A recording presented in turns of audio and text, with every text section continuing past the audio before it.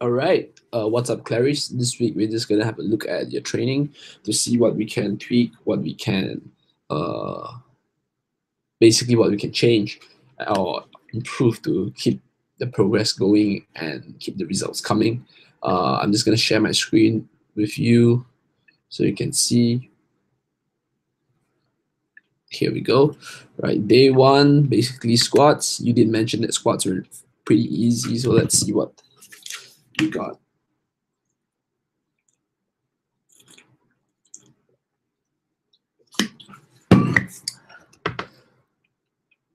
Yeah, good set here.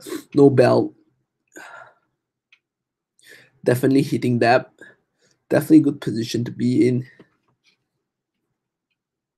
And this set basically looks super easy, right? What I want to see basically is that tension, right? The tension around your core and your glutes, right? I really want you to breathe into your belly, bracing it while spreading the floor apart. So if we see at the bottom position, when you go down and you come up, right? This is the most important point. Like you would see that this, you went slightly lower than before. So to be consistent with that is a really important thing. Basically, what you want to do is remember how we feel each and every rep. So your bracing has to be tight every single rep, right? Whether it's rep one, even if the weight is light, or even a warm up set, I would like to see is bigger bracing through breathing into the stomach and bracing the core as though someone's gonna punch you. Other than that, really good job of the squat. It moved well. Definitely, so much more to gain from this training. As for your bench press, the pause looks a little bit short, so it seems that you're touching the chest and you're not pausing long enough. I'd like to see a slightly longer pause, maybe half a second. And I know we ran over the cues of basically pressing the bar up and back, right? So I want you to focus on pressing the bar back and up, right? As though you're pressing into the rack, right? So you're pressing back and up into the rack. Imagine you're pushing the bar into the rack, all right? So nonetheless, good job there. Just have to work a little bit on the tightness and the tension of the pauses, right? Keep the chest as high as you can, squeezing the shoulder blades. The sumo deadlift went pretty well. We went through how to fix your deadlift form for your sumo deadlift.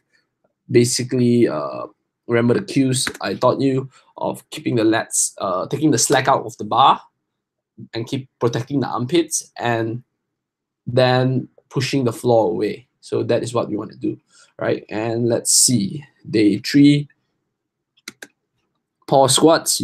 I saw this on the video. Basically, what we could do here, the unrack looks a little bit shaky. You mentioned not the best unrack. We can see that the bar basically got caught on the hooks, right? So your walkout seems a little bit shaky. You're taking a lot of steps here, but that could possibly just be due to not such a good unrack, because in your previous set or your previous day of squats, your walkout seems fairly consistent with a 4-step walkout.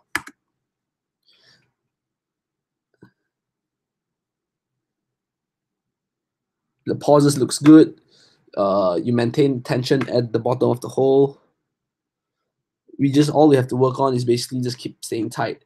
What you really want to do is basically as you come down, you are working on spreading the floor. Keep spreading the floor as you go down.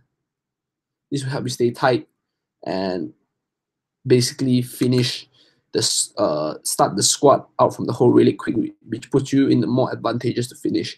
For you, working on the pause squats is very beneficial in terms that it will help you stay tight during the squat, teaching you how to activate your glutes and creating strength out of the hole, which is possibly your weak point. So let's look at squats here.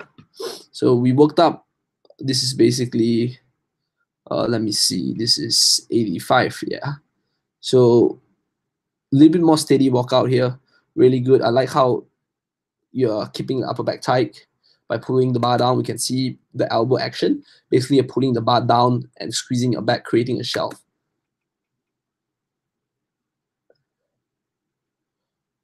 As let's look at the first and second rep.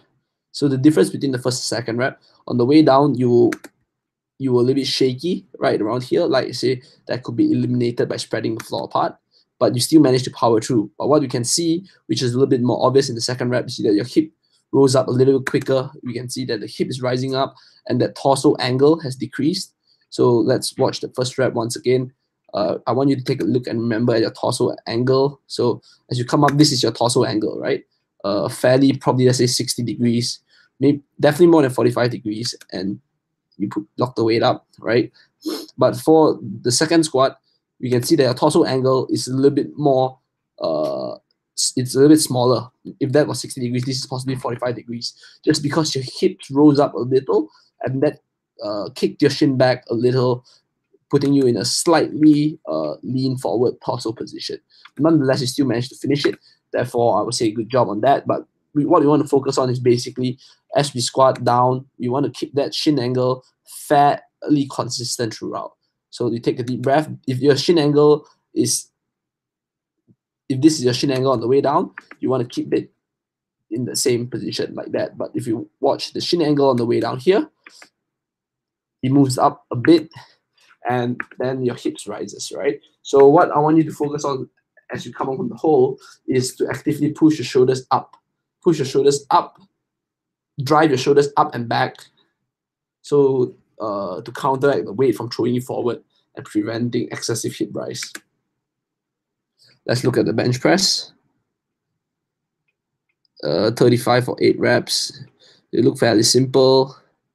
Yeah, we still have to work on the cue of pressing up and back, but I think you're moving the bar really well. You're wearing a watch, not wearing any wrist wraps or whatsoever. So I think once you're in full competition gear or like wrist wraps and stuff like that, you'll be able to handle more load.